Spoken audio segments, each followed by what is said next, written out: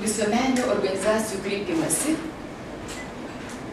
į partijas, tautinę partiją Lietuvos kelias, Jaunąją Lietuvą, Krikščioniškosios demokratijos partiją, kviečiant visas didesnės veikiančias visuomeninės organizacijas, pritariančias nacionalinės koalicijos programai ir tikslams, jungtis į bendrą veikimą rinkimams į Lietuvos Respublikos Seimą šių metų spalio 12 dieną.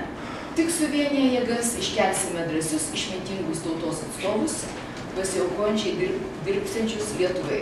Tik taip rinkėjai padės įveikti valdantį klaną, kuris Lietuvą vis tik veda į bedugnę. Dėkui, profesorė. Taip, kad mes tuomet nuoširdžiai kviečiame visus dalyvauti visuomeninės organizacijas. Gal būtų klausimų?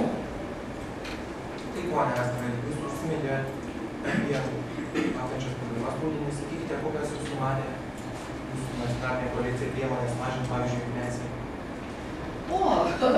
Apie tai mes rašėm ir tiesiog yra populiarios priemonės, tai pritraukti investicijas, be abejo, inovacijas diegti, bet pirmoji priemonė tai yra taupyti ir pradėti nuo savęs, todėl kad vyriausybė švaisto siaubingai daug lėšų. Tikrai turiu pasakyti, kad amoraliems projektams, aš turiu galvoje, Guggenheimo, Ermitažo muziejų, tai yra 4 milijardų litų. Dar neskirti šitie. Bet jie yra svarstomi, yra veikia speciali komisija, o pavyzdžiui, pasaulinės arimo varžybos už 20 milijonų litų, o pavyzdžiui, Seimo stiklinė galerija už 1,5 milijono litų. Yra daug pinigų į orą ir taupyti vyriausybė šitą nemoka, nesugeba ir nenori. Čia yra didžioji problema. Dabar aš remiuosi Raimundo Kuodžio ir Gitano Nausėdos pastebėjimais, kad reiškia vis tik tai, kaip čia pasakius, keršyti infliaciją žmonėms, tai ir specialistams potencialui negalima. Vis tik atlyginimai turi augti. Negalima vis tik tai stabdyti, išaldyti jau tų menkų, nuskurusių atlyginimo gydytojams, mokytojams, kultūros darbuotojams, nes rudenį tikrai po pirmųjų šilumos kainų išeis į gatves žmonės. Tai infliacijos pirmoji priemonė yra tikrai nacionalinė, tai yra taupimas. Ir čia galima kalbėti ilgai, bet vyriausybė kol kas neturi antiinfliacinių priemonių plano be fiskalinės drausmės įstatymo, kurio neformaliai laikosi, ir vyriausybė dėja nesugeba stabdyti infliacijos. Manau, kad visos partijos prieina šitos išvados. Tai trumpai tiek. O vyksiančio referendumo, nesakykite, kaip jūsų partijos elgsis? Jūs, pavyzdžiui, asmeniškai Mūsų, tarp kitko, konkrečiai kalbant apie tautinę partiją Lietuvos kelias, mes tikrai buvome vieni pirmųjų, kurie kreipėsi visas partijas dėl Ignalinos atominės elektrinės darbo pratęsimo, nei dėl stabdymo, nei dėl pratęsimo, į nieko nepadarė. Bet dėl referendumo mes parengėme bazę. Mes rinkome 50 000 parašų su profesinėmis sąjungomis. Buvo vykdomas referendumas, bet paaiškėjo labai nemaloni teisybė, kad įstatymai yra tokie, kad turi investuoti didelį kapitalą, kad pririnktum šitų, reiškia, parašų. Tai be abejo, referendumas yra reikalingas. Jūs tikite, kad jis gali pakeisti kažką? Matote, šitas referendumas yra vidinė pilietinės valios išraiška, kurią labai gerbė Briuselio institucijos. Pirmiausiai, Europos taryba, Europos komisija. Be jos negalima dėrėtis, bet kad dėrybos vyktų, o dėrybos yra dirbtinai stabdomos. Ir aš turiu savo asmenę poziciją, tai gal kolegos ir prieštaraus, bet aš galvoju, kad iš tikrųjų vykdomas sąmokslas. Todėl, kad Maksimos ir Vilniaus prekybos 10-ukų grupiai reikalinga senoji infrastruktūra Ignalinos atominės. Ar jie statys naują atominę ar ne, tai jų nedomina. Akcijų kainos jų auga, nes jie statys ir elektros tiltus. Tai vat problema, kad reiškia vis tik vyksta lobizmas uždarimui Ignalinos atominės. Pilietinė valia labai svarbi. Ponas Miškevičius, dėl referendumo, ar jis iš tikrųjų sakys būtinas? Kokia jūsų pozicija? Suprantat, kiekvienas referendumas, net ir šiuo atveju, jeigu jis yra tik patariamasis, tai yra labai stiprus argumentas derybose su ES vadovybė. Ir, aišku, viena pusė skleis pesimizmą, kad jis nieko nepakeis. Kiti tiki, kad, kaip aš jau minėjau, tai yra labai geras argumentas.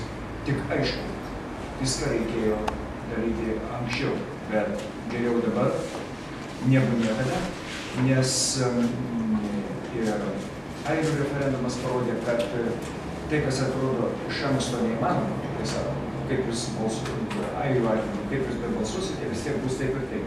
Ne, po to atsižvelgiama, vedama derybos, todėl neturėjimas pozicijos, neturėjimas, reiškia, valios politinės ir prideda prie to, kad mes atsidūrėm tokioje padėtyje. Jūs prašau paklausėte apie infliacijos pažabojimą.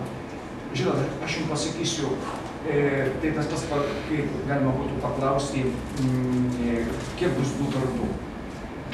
Yra aiškios antiinfliacinės priemonės, yra pasaulinės jos, europinės, kokios tai nori. Kiekvienai konkrečiai šaliai jos yra pritaikomas pagal tos šalies specifiką, bet bendri dėsniai galioja. Nėra visiškai, kad ekonomikos dėsniai pristatų gamtos, tačiau šiuo atveju tai yra galioja. Bet yra politinė valia. Ar mes vykdom antiinfliacinę programą, ar mes jos nevykdome. Ir šiuo atveju mes susidurime su nebuvimo politinės valios, politinio ryžto, korupcijos, nenorėjimo, negalėjimo, nemokėjimo, neefektyvumo. Ir štai todėl mes ir turime tokią blogą ekonominę padėtį. Kaip bus, tai bus. Čia truputėlį pataisysim, čia pataisysime. Nėra jokios ekonominės logikos. Yra tiesiog kažkoks tai chaosas. Aš tik tai truputėlį kitus stipriuosi. Stipriuosi, kad dar nėra taip blogai, kaip turėtų būti prie tokio valdymo. Tai čia garbė lietuvių tautai, kuri sugeba net ir sunkiausių metų kažkaip tai iš savęs išspausti viską ir, reiškia, dar išlaikyti mūsų tokią ekonominę, reiškia, padėtį. Tačiau aš kaip jau minėjau, ir gerbiamas daktarė Liliana Astra minėjo, teisti, korumpuoti, neefektyvūs asmenys, na, jie paprasčiausiai, jeigu ir įstatymiškai negali uždrausti jų ėjimą į rinkimus, turėtų pasitraukti ir daugiau negadinti, reiškia, visiems gyvenimą. Nes jau jie atvirai paskui atsibodo. Aš karčiau, kokiamis partijomis matote, ar matote prezidentų? Ne, gal, žinot, mes pasakėme savo nuostatą, kad mūsų yra, reiškia, vertybės, aiškios pamatinės, ideologinės vertybės ir tos organizacijos, kurios yra prieš, sakysim, tautiškumą, krikščioniškumą, prieš mūsų valstybingumo stiprinimą. Aišku, čia negali būti kalbos, čia yra principiniai dalykai. Niuansuose, įvairiuose aspektuose, skirtumai, jie egzistuoja, gali egzistuoti, turi egzistuoti.